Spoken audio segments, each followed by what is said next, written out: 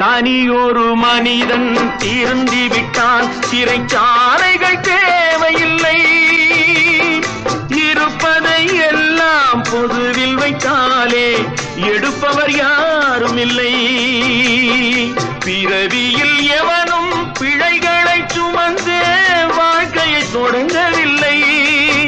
பின்பு அவனிடம் வளர்ந்த குறைகளை சொன்னால் வார்த்தையில் அடங்கவில்லை, வார்த்தையில் அடங்கவில்லை.